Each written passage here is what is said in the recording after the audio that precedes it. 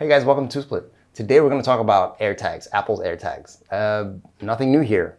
Similar to Samsung tags and Tile, we're going to let you know if they're useful, are they safe, are they worth buying. I'll tell you some of the things I like and some of the things I don't like at all. Let's get it.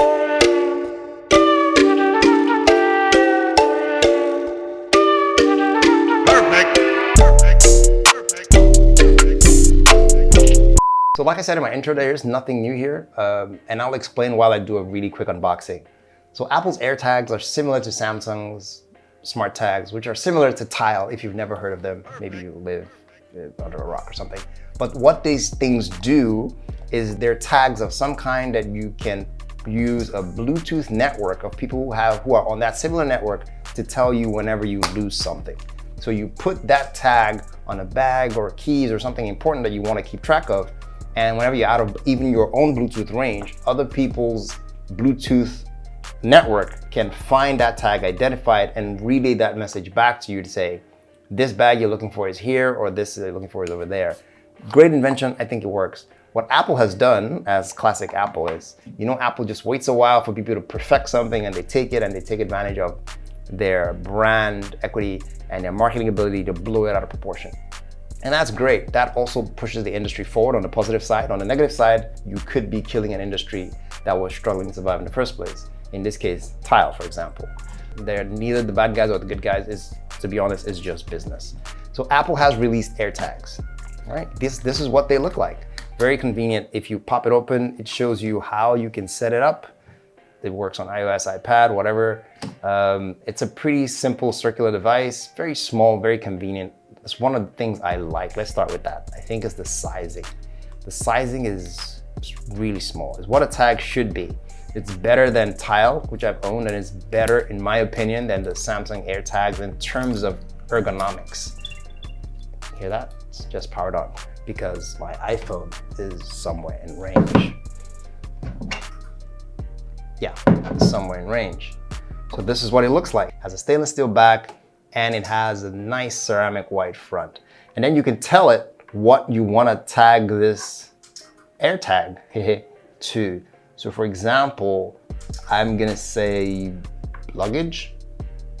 Is that slang for your partner or your child, whatever, luggage. And I say continue. And he asks me to give it permission, blah, blah, blah. And I say, sure, use this iPhone. And that's it. Oops. Yeah, we're gonna blur out this because it's showing my number. And you continue, and it goes to setup, and boom, Bob's your uncle. So while that's setting up, let's do that comparison I talked about. Now, if you look at Samsung SmartTag, see how big this is? See? Yeah, this. Although this has a key ring, that's something I'll talk about in things I don't like. This form factor is way nicer, right? And that's it, it's set up. That's the first thing I like. I said it was small, it's convenient to have. The UI is great. When you're trying to find something and you're tagging it and you're going through to find where it is, it has a great directional UI that's very intuitive, very easy to understand. Again, in my opinion, better than Samsung's UI. Sorry, Samsung, but hey, consumer feedback. And that's what it is. It's really nice. It is water resistant, so you don't have to worry about when you drop this in a puddle or whatever it is you're looking for. Okay, I guess that bag will be damaged, but the tag will be safe, so there's that. But at least you'll still be able to find it, even if it's under that puddle for a while, because it is water resistant. It does work as an NFC. This might be gimmicky for some people, and I'll explain what I mean. So if you set a shortcut in your phone for an activity you used to do, like turn on my lights at home and all that, and you set that to this AirTag, if you tap your phone, it will automatically recognize that activity and start that. And a host of other things, whatever NFC used to do.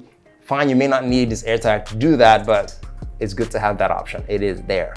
And finally, the battery is easy to replace. You gotta it uses a 2032, and you just press down on both sides and rotate anti-clockwise, and this back pops off. Let's see if we can do that now.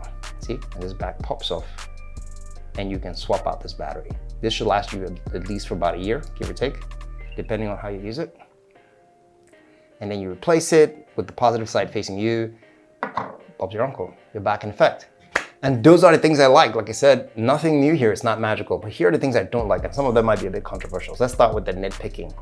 There is no key hook on this thing. Go figure. Why? Because Apple wants you to buy extra key hooks that cost almost as much as the AirTags themselves. This is 30 bucks. On the Apple side, you can find AirTags that our designers can go almost as high as 80, 60, again, for the price of this. And it doesn't make sense to buy one of these because it's, again, 30 bucks, but you can buy 4 for 100 bucks, which then gives you decent value for your money. But that hook factor alone already doubles how much Apple wants to get from you using this AirTag. That's one thing to note. Another thing I don't like, if this is out of range from the phone, like the phone I just tagged this one to for a while, it starts to beep. And it's doing that for a good reason, sort of to tell you like, hey, I can't find my connection. But it can be annoying if you've, for instance, left this or whatever that is somewhere else out of range for a while and it just continues beeping. That's one way to kill your battery. That's another cost you don't want.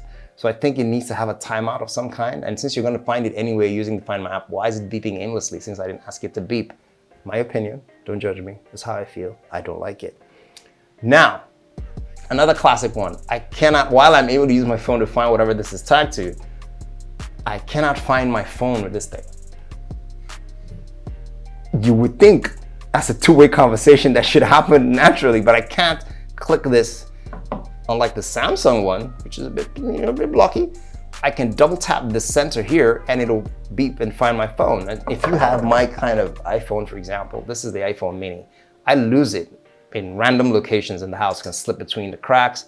I can't use this tag to locate it, to make it ring. I have to go to my laptop or whatever it is at the time. Again, nitpicking here, maybe, maybe not, but that's just me. I think that's an easy two-way communication that could have happened. Maybe an update in the future would make that happen, but as far as I'm concerned, there is no way to make that happen right now.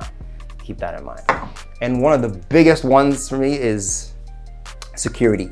So Apple's always harping on security. They fought the government for this stuff. They don't want to give out your details. And if you remember how I said how this works is based on the iPhones around you. This makes this one of the biggest networks on the planet because there are over 1 billion iPhones on the planet. And anyone around your tag is able to tell you that your tag is in this general area, but you cannot get that person's information because information privacy makes perfect sense. However, if someone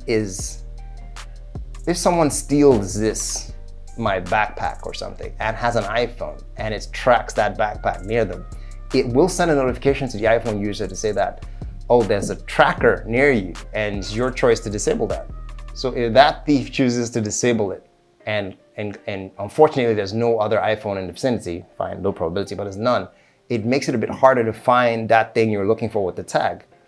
And, and vice versa. So that's something you really, I don't know how Apple's gonna solve that problem.